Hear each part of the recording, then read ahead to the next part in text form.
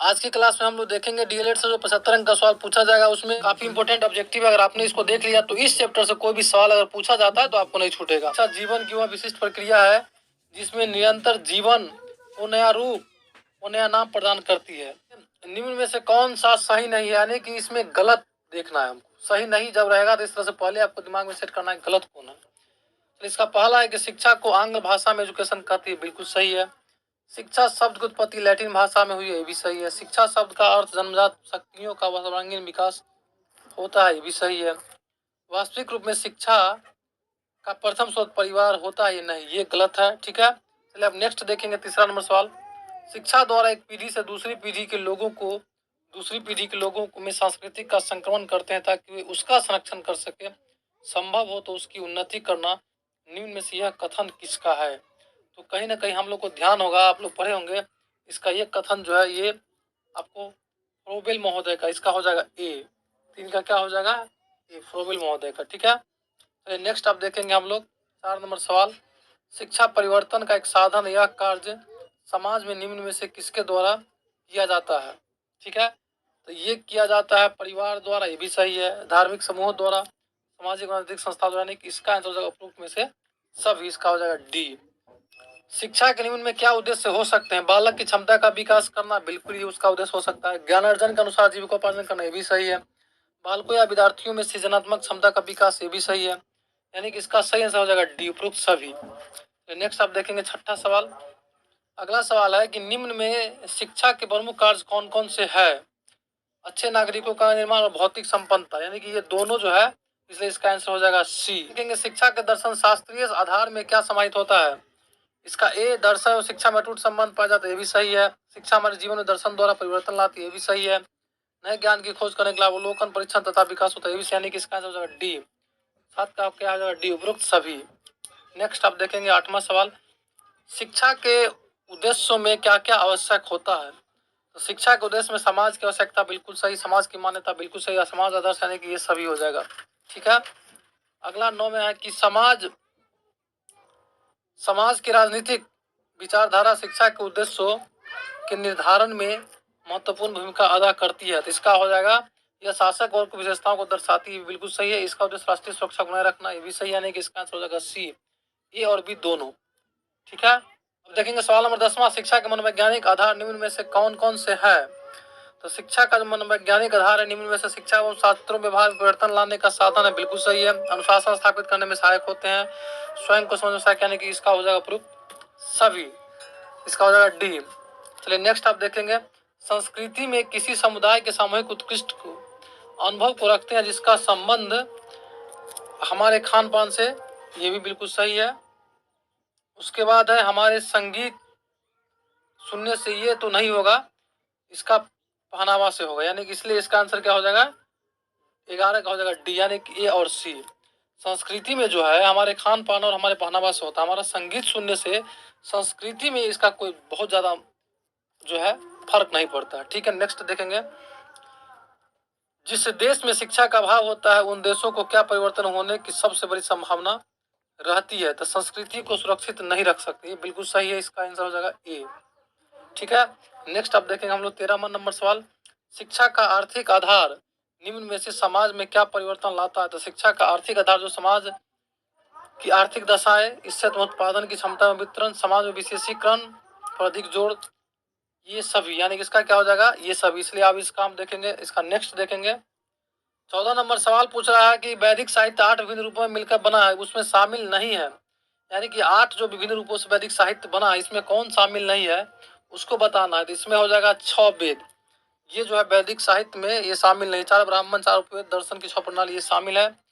6 वेद जो है इसमें शामिल नहीं है, क्योंकि वेद 4 ही है।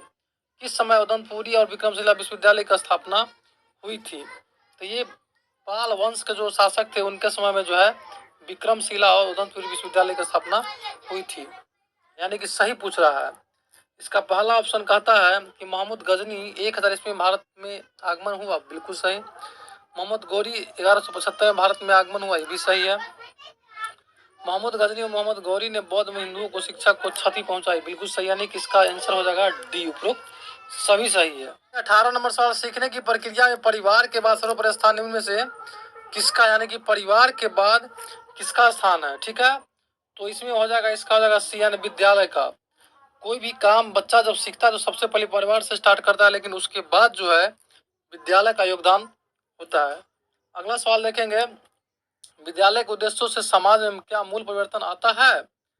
ठीक है, तो इसमें क्या आता है, लिंगीय असमानता में कमी आती है, भी सही है। सामूहिकता की भावना उत्पन्न होती है, बिल्कुल सही है। साथ साथ कार्य करने की प्रवृत्ति, बिल्कुल सही है। यानी इसका हो जाएगा उपयुक्त सभी, इसका हो जाएगा डी। इस नंबर सवाल, निम्न को सम्मिलित कर, इस सबको क्या करना है, सम्मिलित करना है कि कौन सा आयोग कब बना। ठीक है, चलिए इसको हम लोग देख लेते हैं। यानी कि यहाँ पर लिखा हुआ है कोठारी आयोग। कोठारी आयोग कब बना, तो कोठारी आयोग जो बना था वो बना था 1964 से 65 में, इसलिए ए का हो जाएगा बी। ठीक है, एक माध्यमिक शिक्षा आयोग, माध्यमिक शिक्षा आयोग जो है 1952 में बना था, इसलिए इसको ये हो जाएगा 1952। उसके बाद क्या है, श्याम पित्रोदा समिति, श्याम पित्रोदा समिति जो है 2016 में आया था। और टीआरएस समिति, टीआरएस समिति जो है ये 2006 में आया था, इसलिए इसका आंसर क्या हो जाएगा, ए हो जाएगा। ठीक है, इसको ध्यान रखिएगा। तो नेक्स्ट अब देखते हैं, सवाल है कि विद्यालय शिक्षा का अभिकरण, विद्यालय शिक्षा का जो अभिकरण है उसके बारे में पूछ रहा है, तो इसका क्या हो जाएगा, विद्यालय शिक्षा का औपचारिक अभिकरण है। दूसरा है 22 नंबर सवाल, विद्यालय का प्रमुख कार्य क्या है, नैतिक विकास, शारीरिक विकास, चारित्रिक विकास, यानी कि ये सभी होगा, इसका हो जाएगा ये सभी। किसी लोकतांत्रिक देश की सफलता निर्भर करती है, यानी कि सवाल पूछ रहा है किसी लोकतांत्रिक देश की सफलता निर्भर करती है श्रेष्ठ नागरिकों पर, इसलिए नागरिक का बहुत महत्व है। ठीक है, अगला सवाल है कि सामाजिकरण की महत्वपूर्ण संस्था नहीं, यानी कि सामाजिकरण की महत्वपूर्ण संस्था नहीं, यानी कि जो गलत है उसको देखना है हमको। ठीक है, तो इसमें जो है परिवार तो है ही सामाजिकरण की महत्वपूर्ण संस्था, समुदाय भी है, विद्यालय भी है, लेकिन सरकार नहीं, इसलिए सरकार गलत होगा यहाँ पर। सामाजिकरण की महत्वपूर्ण संस्था कौन नहीं है, सरकार नहीं है। सामाजिक संबंधों का जाल है, यह कथन किसका है, यानी कि समाज जो है सामाजिक संबंधों का जाल है, ये किन्होंने कहा था, इसको हमको पता लगाना है। इसका जो सही आंसर हो जाएगा, इसका हो जाएगा मैकाइवर एवं पेज ने।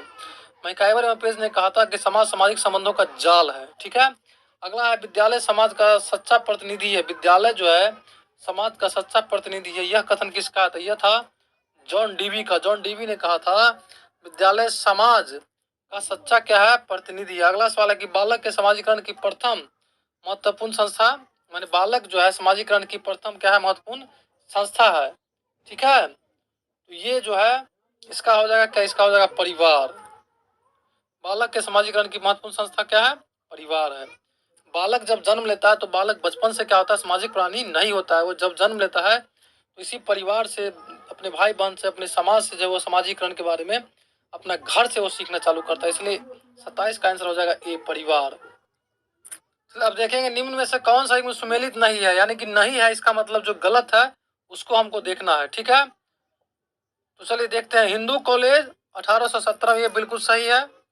उस्मानिया विश्वविद्यालय 1918 में, ये भी सही है। अलीगढ़ मुस्लिम एंग्लो ओरिएंटल कॉलेज ये भी 1875, ये भी सही है। अलीगढ़ मुस्लिम विश्वविद्यालय ये जो है ये गलत है। ठीक है, चलिए नेक्स्ट आप देखें, नेक्स्ट देखेंगे, समाज के संदर्भ निम्नलिखित में से कौन सा कथन सत्य है, यानी कि जो सही है उसके बारे में हमको पता लगाना है, जो सही है उसको पता लगाना है। ठीक है, तो इसका हो जाएगा समाज के द्वारा सांस्कृतिक सुरक्षा एवं हस्तांतरण का कार्य किया जाता है, ये बिल्कुल सही है।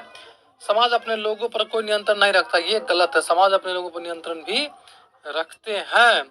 समाज लोगों को राजनीतिक एवं सामाजिक अधिकार प्रदान करता है, ये बिल्कुल सही, इसलिए इसका आंसर हो जाएगा 1 और 3 जो है क्या है, सही है, इसलिए 29 का क्या हो जाएगा, सी हो जाएगा। ठीक है, अब नेक्स्ट हम लोग देखेंगे, दूसरा कि ज्ञान मीमांसा के अंतर्गत ज्ञान के स्वरूप, विधियों एवं स्रोतों आदि की विवेचना है। इसका कारण बता रहा है कि शाश्वत सत्य पूर्णतः ज्ञान नहीं है, बल्कि यह कथन आधार है। ठीक है, इसमें क्या है, इसमें जो है ये जो है बिल्कुल सही है, जबकि आर क्या है, गलत है, यानी कि कथन तो सही है लेकिन कारण क्या है, गलत है, इसलिए इसका हो जाएगा, इसका आंसर हो जाएगा ए। तो नेक्स्ट सवाल है, महात्मा गांधी के संदर्भ में कौन सा कथन सही, यानी कि इसमें सही कौन है वो पूछ रहा है। ठीक है, तो वे एक दार्शनिक, राजनीतिक एवं शिक्षा शास्त्री थे, बिल्कुल सही है। इनके पिता का नाम करमचंद गांधी प्रबंध राज्य के दीवान थे, बिल्कुल सही है। इनकी माता का नाम पुतलीबाई तथा पत्नी का नाम कस्तूरबा था, ये भी सही। यानी कि गांधी जी के बारे में ये सभी, गांधी जी किस वर्ष एक मुकदमे के सिलसिले में दक्षिण अफ्रीका गए थे। गांधी जी के बारे में पूछ रहा है कि वो किस वर्ष जो है एक मुकदमे के सिलसिले में दक्षिण अफ्रीका गए थे, तो वो गए थे 1893 में। ये ध्यान रखिएगा, ठीक है। अगला है, गांधी जी ने किसकी सहायता से ट्रांसवाल में टॉल्स्टॉय फोरम की स्थापना की थी, यानी कि इनको सहायता कौन किया था जब ये टॉल्स्टॉय फोरम की स्थापना ट्रांसवाल में किए थे, तो इनको उस समय सहायता किया था, उसका नाम था मिस्टर पोलक। इसका क्या हो जाएगा। अगला सवाल है, गांधी जी के अनुसार निम्नलिखित में कौन सा कथन सत्य यानी कि सही के बारे में यहाँ पर पूछा जा रहा है, 4 में, ठीक है। पूर्ण मानव का अर्थ बालक के व्यक्तित्व के चारों तत्व शरीर, हृदय, मन, आत्मा समुचित विकास, है बिल्कुल सही है। साक्षरता शिक्षा की न तो अंतिम सीढ़ी है न ही प्रथम सोपान, गांधी जी कहते थे। शिक्षा द्वारा बालक में शारीरिक, मानसिक और शारीरिक क्षमताओं को विकसित किया जा सकता है, बिल्कुल सही है। यानी इसका जो सही सवाल का आंसर होगा इसका हो जाएगा उपरोक्त सभी। गांधी जी के बारे में ये सभी जो है सही है। गांधी जी ने किस पत्रिका का संपादन किया था, तो गांधी जी जो है हरिजन का संपादन किया था, इसका हो जाएगा सी। अगला सवाल है, गांधी जी के अनुसार किस अवस्था कि बालकों के लिए अनिवार्य तथा निःशुल्क शिक्षा का व्यवस्था होनी चाहिए महात्मा गांधी जी के द्वारा, तो इनके द्वारा जो है 7 से 14 वर्ष, गांधी जी कहते थे 7 से 14 वर्ष के बच्चों को अनिवार्य और निःशुल्क शिक्षा का व्यवस्था होना चाहिए, जो आज भी हमारे समाज में हमारे भारत सरकार के द्वारा ये कानून बना हुआ है। 6 से 14 वर्ष के बच्चों को अनिवार्य एवं निःशुल्क शिक्षा देना अनिवार्य है, ठीक है। इसको जो है मौलिक अधिकार यानी कि फंडामेंटल राइट के रूप में इसको रखा गया है हमारे संवैधानिक रूप से। अगला सवाल है कि गांधी जी की शिक्षा से संबंधित आधारभूत सिद्धांतों का पर विचार कीजिए, यानी गांधी जी के बारे में पूछ रहा है कि उनका जो सिद्धांत था, शिक्षा के द्वारा बालक में शारीरिक, मानसिक एवं चारित्रिक क्षमताओं का विकास हो सकता है, बिल्कुल। स्कूल में प्रयोग द्वारा नई खोज के लिए प्रेरित किया जा सकता है, बिल्कुल, ये भी सही है। बालकों में बंधुत्व, सहयोग तथा समाज सेवा की भावना उत्पन्न होना चाहिए, बिल्कुल, यानी कि इसका सही आंसर हो जाएगा उपरोक्त सभी डी। अगला है, निम्नलिखित में से कौन सा गांधी जी के अनुसार शिक्षा का उद्देश्य है, तो इनका द्वारा संतुलित व्यक्ति, जीविकोपार्जन, आध्यात्मिक विकास, ये सभी गांधी जी के अनुसार जो है ये सभी, इसलिए इसका आंसर हो जाएगा डी।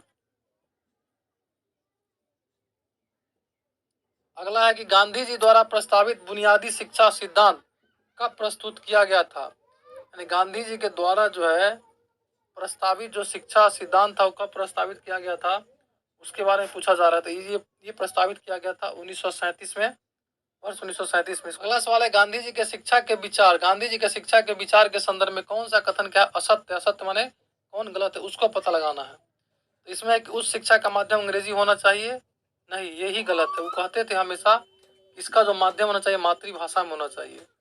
अगला सवाल है, गिजुभाई बधेका का जन्म 15 नवंबर 1885 को कहाँ हुआ था, तो इनका जन्म हुआ था गुजरात में। गी से ध्यान रखिएगा, गौ से गिजुभाई बधेका, गौ से गुजरात में इनका जन्म हुआ था। अगला है, शिक्षा शास्त्री गिजुभाई बधेका के संदर्भ में कौन सा कथन जो है सत्य यानी कि सही पूछ रहा है, तो इन्होंने अपने जीवन का क्षेत्र बच्चों के शिक्षा को चुना, बिल्कुल सही है। अगला, इन्होंने तत्कालीन ब्रिटिश शिक्षा पद्धति की आलोचना की, ये भी सही है। इसका मतलब है कि इनका ए और बी दोनों सही है, इसलिए इसका आंसर हो जाएगा सी, ठीक है। नेक्स्ट है, गिजुभाई बधेका के व्यक्तित्व को किस पुस्तक ने काफी प्रभावित किया था, तो गिजुभाई बधेका का जो प्रभावित किया था उस पुस्तक का नाम था मॉन्टेसरी मदर। मॉन्टेसरी मदर से जो है गिजुभाई बधेका बहुत ही प्रभावित हुए थे।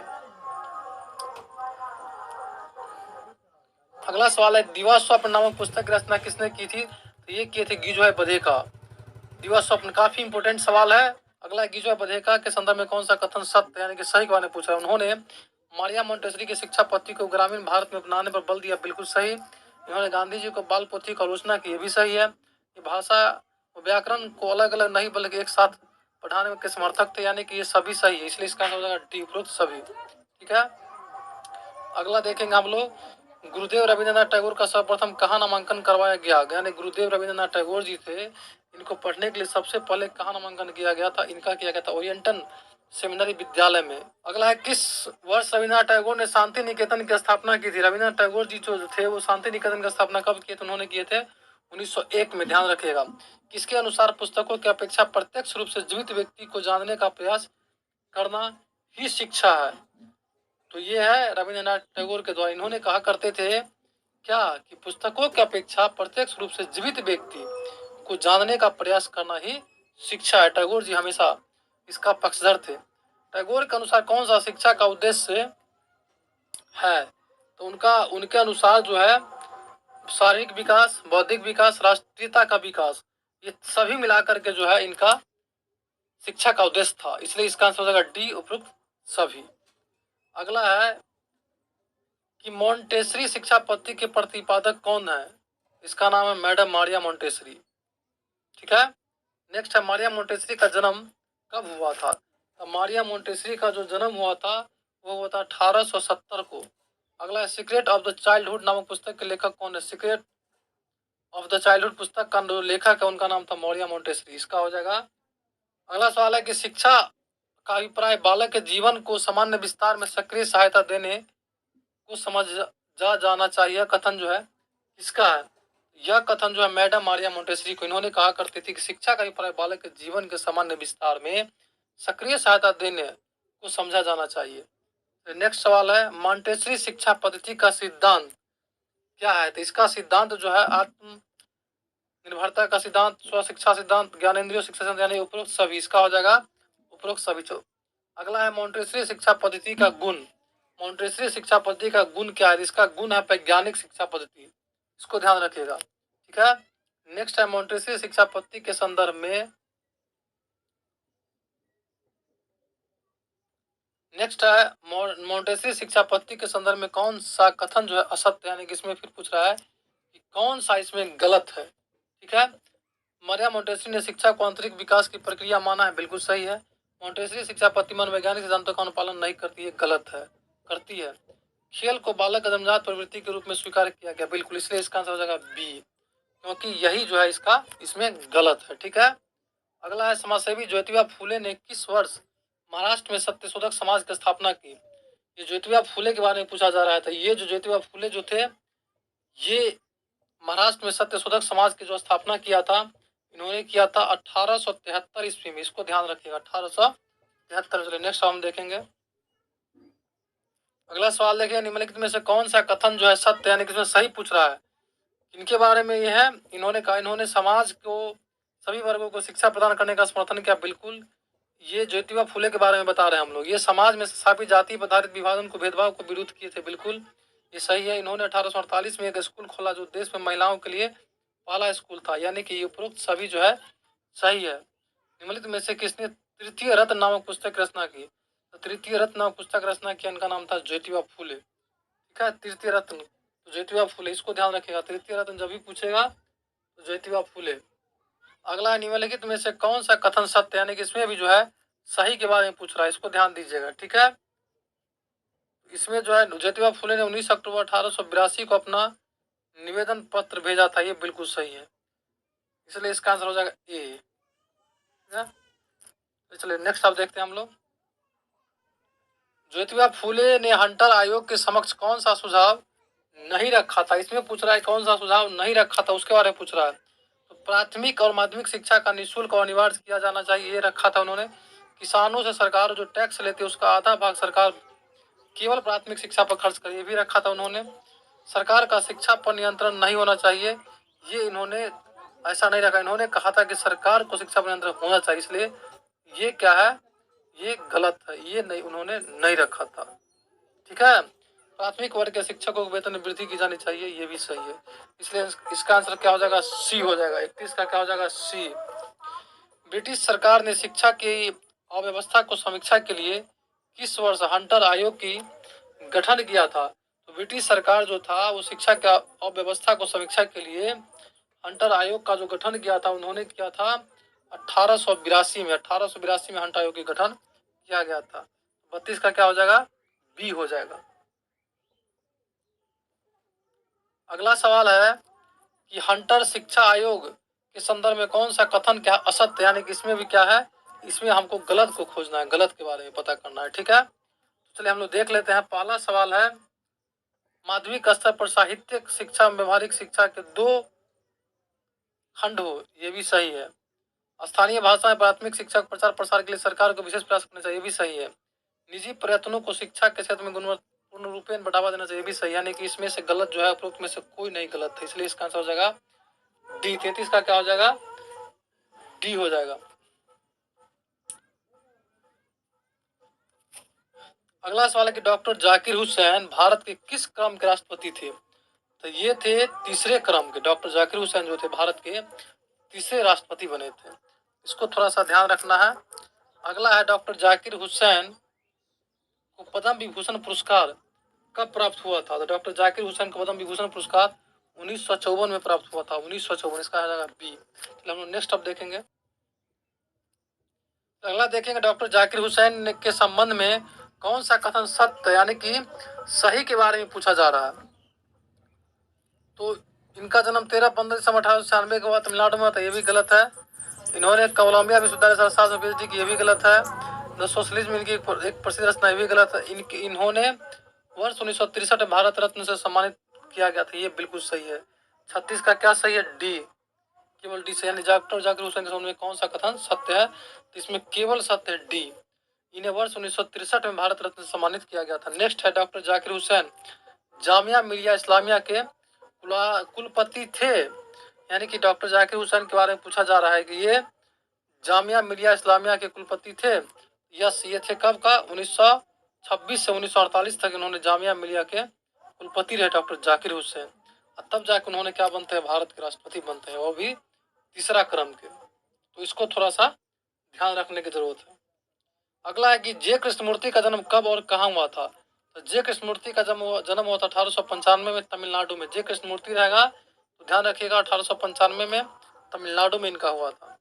अगला सवाल है कि जे कृष्णमूर्ति को किसने विश्व गुरु घोषित किया था? जे कृष्णमूर्ति को विश्व गुरु घोषित किया था एनी बेसेंट ने। एनी बेसेंट ने कहा था जे कृष्णमूर्ति को ये विश्व गुरु है ना।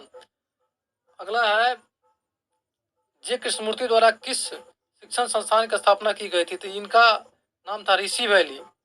ऋषि वैली जे कृष्णमूर्ति के द्वारा जो है शिक्षण संस्थान का जो स्थापना किया गया था उसका नाम था ऋषि वैली। अगला, डॉक्टर जे कृष्णमूर्ति के संबंध में असत्य कथन, माने इसमें गलत क्या है वो पता करना है हम लोग को। इसमें गलत एक के वो है, इनकी मृत्यु जो है 1968 में हुई थी, ये गलत है, इसलिए इसी इसका आंसर हो जाएगा। ठीक है, बाकी सब सही है। फ्रीडम फॉर द नॉन इनकी प्रमुख रचना है। डॉक्टर जे कृष्णमूर्ति की रचना का नाम क्या था? Freedom for the non. इनकी पुस्तक द बुक लाइफ प्रकाशन 1895 में हुआ था, भी सही है।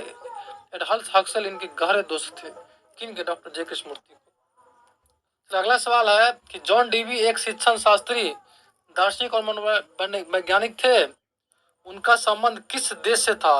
यानी डॉक्टर जॉन डीवी के बारे में पूछा जा रहा है कि उनका संबंध किस देश से था। तो जॉन डीवी जो थे वो अमेरिका के रहने वाले थे, इसको ध्यान रखना है। अगला है, निम्न पुस्तकों में से कौन सा युग्म सही सुमेलित नहीं है, यानी कि इसमें सही सुमेलित नहीं है उसके बारे में पूछा जा रहा है।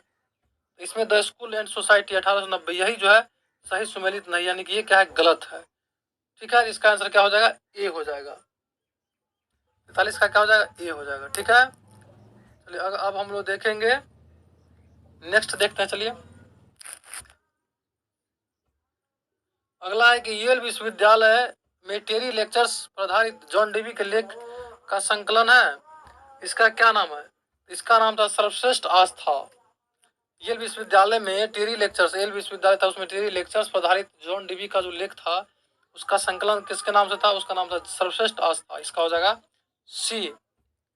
अगला सवाल है कि जॉन डीवी के संदर्भ में सत्य कथन है, माने इसमें सही के बारे में पूछा जा रहा है। द स्कूल एंड सोसाइटी 1899 इनकी लोकप्रिय पुस्तक है, बिल्कुल सही है। इनकी प्रसिद्ध पुस्तक डेमोक्रेसी एंड एजुकेशन का प्रकाशन 1916 में हुआ, जो काफी चर्चित हुआ था, ये बिल्कुल सही। इनका जन्म अमेरिका में वेलिंगटन नगर में हुआ, सही, यानी कि इसमें सभी सही है, उपरोक्त सभी जो है ये सही है। ठीक है, चलिए हम लोग देखेंगे अब नेक्स्ट। चलिए अगला सवाल है, विद्यालय की शिक्षा व्यवस्था को का केंद्र बिंदु है? विद्यालय का शिक्षा व्यवस्था केंद्र बिंदु क्या है? पाठ्यचर्या, इसको ध्यान रखिए। पाठ्यचर्या के संकलन के संदर्भ में सबसे चर्चित परिभाषा निम्नलिखित में से किसकी मानी जाती है? तो इसमें जो है कनिंघम की, इसकी कनिंघम की।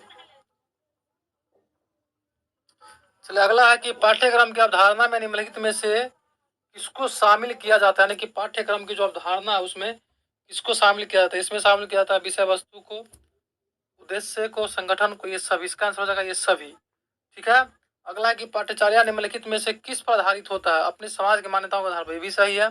अपने समाज के विश्वासों के आधार पर, ये भी सही है। अपने समाज के विचार के आधार पर, ये भी सही, यानी कि इसका आंसर हो जाएगा उपयुक्त सभी, इसका हो जाएगा डी। ठीक है, तो नेक्स्ट है कि पाठ्यचर्या का निर्धारण किस आधार पर किया जाता है? तो पाठ्यचर्या का निर्धारण जो दार्शनिक आधार पर, मनोवैज्ञानिक आधार पर, समाजशास्त्री आधार पर, इसका हो जाएगा सभी, यानी कि सभी आधार पर जो है पाठ्यचर्या का निर्धारण किया जाता है। ठीक है, किस पाठ्य की रचना आदर्शों, विचार और शाश्वत मूल्य के आधार पर होती है? इसका हो जाएगा आदर्शवाद। आदर्शवाद के मूल्य पर जो है सारे चीज इसके आधार पे होता है। ठीक है, अगला सवाल है कि पाठ्यचर्या के दार्शनिक आधारों में से कौन से एक सम्मिलित, इसमें सम्मिलित कौन है उसके बारे में पूछा जा रहा है। ठीक है, तो इसमें प्रकृतिवाद है, आदर्शवाद है, प्रयोजनवाद है और यथार्थवाद है। ठीक है, तो इसमें जो है सभी सम्मिलित, इसलिए इसका आंसर क्या हो जाएगा? 1 2 3 4 हो जाएगा, इसलिए इसका आंसर हो जाएगा 7 का हो जाएगा डी। अगला है कि किस पाठ्यचर्या में वैज्ञानिक विषयों के प्रमुख तथा मानवीय विषयों को गौण स्थान दिया जाता है? यानी कि इसमें पूछा जा रहा है वैज्ञानिक विषयों को प्रमुख और मानवीय विषयों को गौण, तो ये प्रकृति पाठ्यचर्या में। ठीक है, इसको ध्यान रखिए, इसका ये हो जाएगा।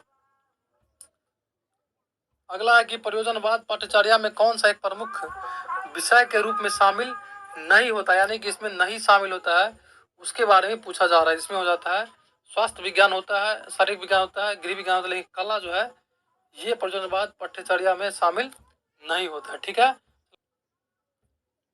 अगला सवाल है किस शिक्षा का प्रमुख उद्देश्य सुखी एवं वास्तविक जीवन की तैयारी हेतु ज्ञानेंद्रियों का विकास और प्रशिक्षण करना है? बालकों में प्रकृति और सामाजिक वातावरण में परिचित कराकर उसे व्यवसायिक कुशलता प्रदान करना है। तो ये जो है इसका नाम प्रकृतिवादी शिक्षा, प्रकृतिवादी शिक्षा में ऐसा किया जाता है। ठीक है, अब देखिए हम लोग नेक्स्ट, किस विचारधारा के अंतर्गत वैज्ञानिकों विषयों की अपेक्षा मानवीय अध्ययनों को विशेष बल दिया जाता है? यानी कि इसमें पूछ रहा है किस विचारधारा के अंतर्गत।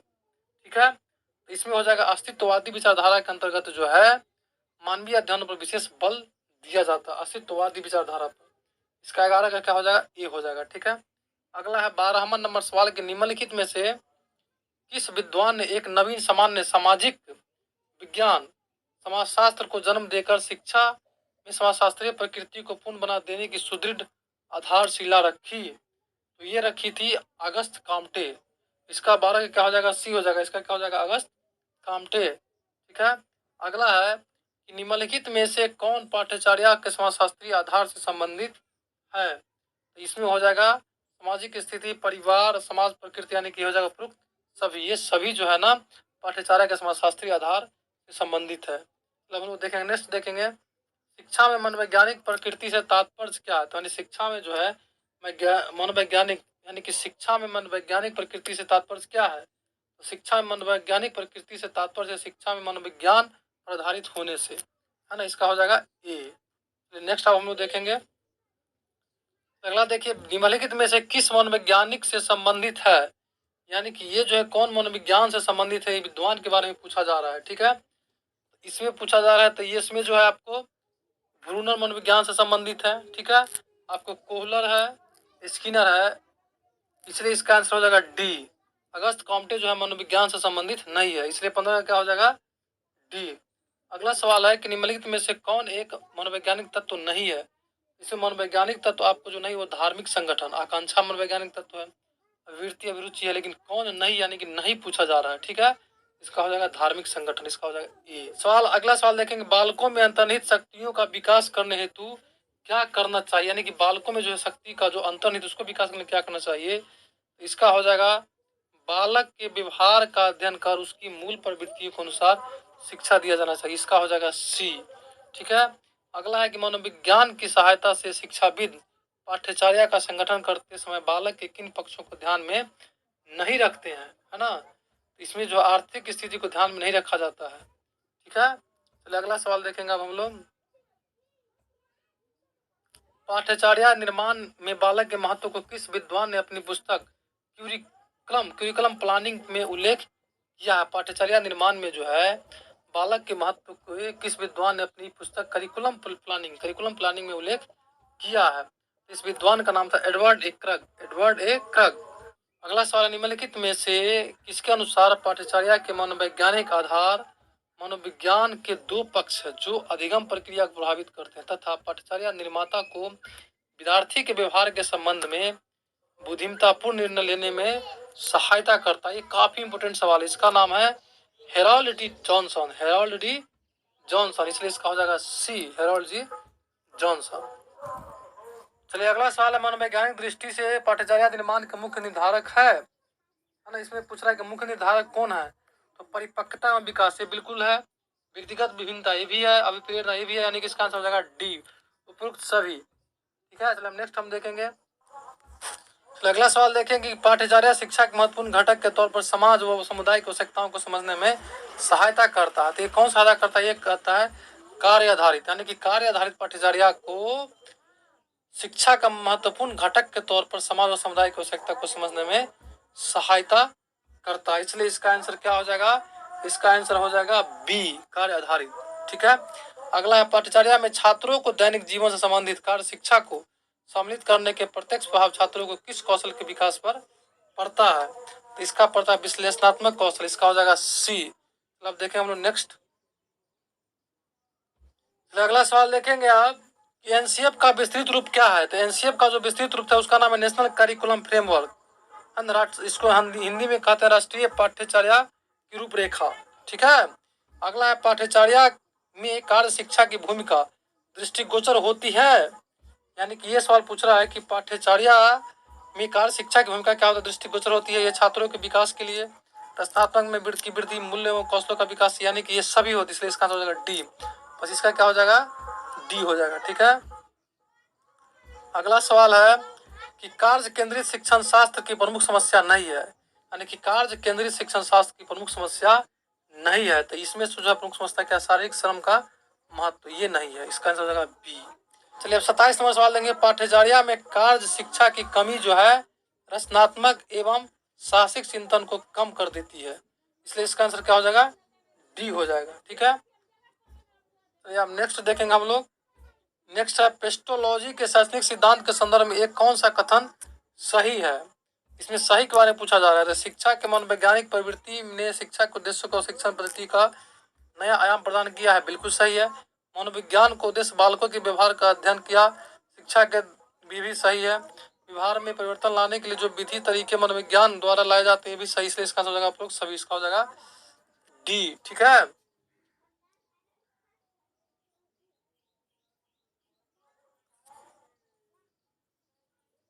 अब देखेंगे नेक्स्ट और आज का आखिरी सवाल। निम्नलिखित कथनों पर विचार कीजिए। प्रयोजनवादियों के अनुसार शिक्षा की कोई पूर्व निर्धारित उद्देश्य नहीं होते हैं। यथार्थवादी पाठ्यचर्या उपयोगिता की आवश्यकता के सिद्धांत पर आधारित होती है, विषय है। अस्तित्ववादी विचारधारा पाठ्यचर्या के प्रस्तावना में स्थान रखती है, ये विषय, यानी उपरोक्त में से कौन सा कथन सही है, तो इसमें ये और 2 3 सही, यानी 1 2 3 सही, इसलिए इसका आंसर क्या हो जाएगा, इसका आंसर हो जाएगा डी। तो फ्रेंड्स आज की क्लास में इतना ही, मैं आशा करता हूँ आज की क्लास आप लोगों को काफी मददगार साबित हुआ होगा। इस तरह की क्लास आगे भी अगर आप देखना चाहते हैं हमारे चैनल पर नए तो अभी सब्सक्राइब करें, घंटे दबाए कॉल पे क्लिक कर लीजिए ताकि आपकी आंखें की तैयारी बेहतर होती जाए। Thank you.